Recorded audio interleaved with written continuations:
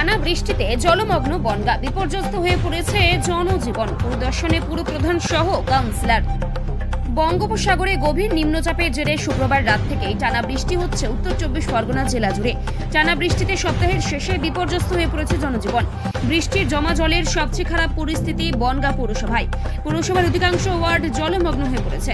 চাষের জমিতে জল জমে নষ্ট হয়েছে ফসল। জলমগ্ন এলাকাগুলিতে 18টি পাম্প লাগিয়ে জমা জল বের করার চেষ্টা করছে বনগাঁ পৌরসভা। এদিন পৌরসভার জঞ্জাল দপ্তরের কর্মীদের নিয়ে জলমগ্ন এলাকা পরিদর্শন করেন পৌরসভার চেয়ারম্যান গোপাল শেঠ। প্রতিবারই জল হয়, জল হলে চেয়ারম্যান এবং সাঁকো করে দেয় এবং রাস্তাটা একটু উঁচু করলে ভালো হয়। চেয়ারম্যানকে আমাদের উঁচু চেয়ারম্যানকে বলতে হবে রাস্তাকে উঁচু করে দিতে হবে। চেয়ারম্যানকে কি জানিয়েছেন? হ্যাঁ, চেয়ারম্যান কি বললেন? বলো করে দেবো, করে দেবে বলেছে। সাঁকোটাকো কি প্রতিবারই এই জায়গাটা জল জমে? প্রতিবারই জল জল জমার পরে পৌরসভা কি পদক্ষেপ নেয়?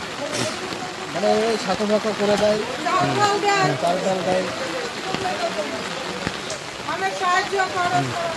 আপনার নাম? আমার হচ্ছে সুমন বৈদ্য। কত নম্বর ওয়ার্ড? 1 নম্বর ওয়ার্ড।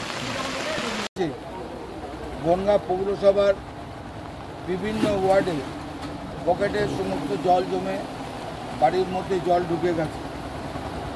আমরা সমস্ত পরিস্থিতি 22টা ওয়ার্ডে আমরা পরিক্রমা করছি। আমার সঙ্গে কাউন্সিলর নারায়ণ ঘোষ এবং কনজারভেন্সি ডিপার্টমেন্টের সমস্ত স্টাফরা আছে।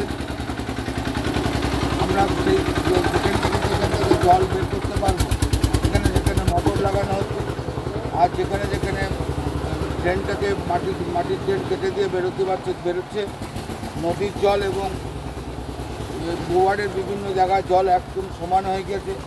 বিশেষ করে আমাদের 8, 9, 12, 11, 14, 21, 22,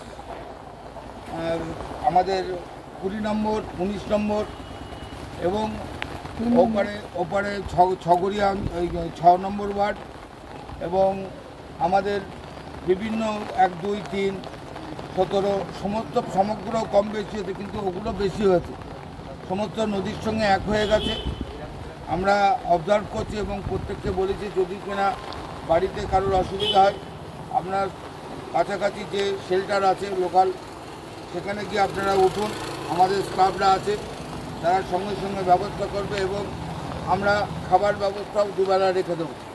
সুতরাং আমরা নজর রাখছি, আমাদের স্টাফরা নজর রাখছে, কাউন্সিলররা নজর রাখছে।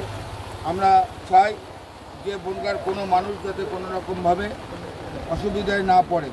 আমাদের যথেষ্ট মানুষের সাহায্য করার মতো বাংলার মুখ্যমন্ত্রী মমতা বন্দ্যোপাধ্যায় আমাদের পৌরসভার কাছে মাল মজুত করেছেন, যে সেইগুলোকে যার যার প্রয়োজন আমাদের স্টাফরা দেখছে।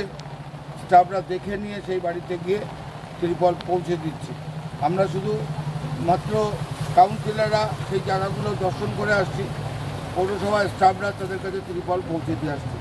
আমরা বৃষ্টি কখন থামবে জানি না, আমরাও রাস্তায় আছি, মানুষের পাশে আছি, মানুষের সাথে আছি।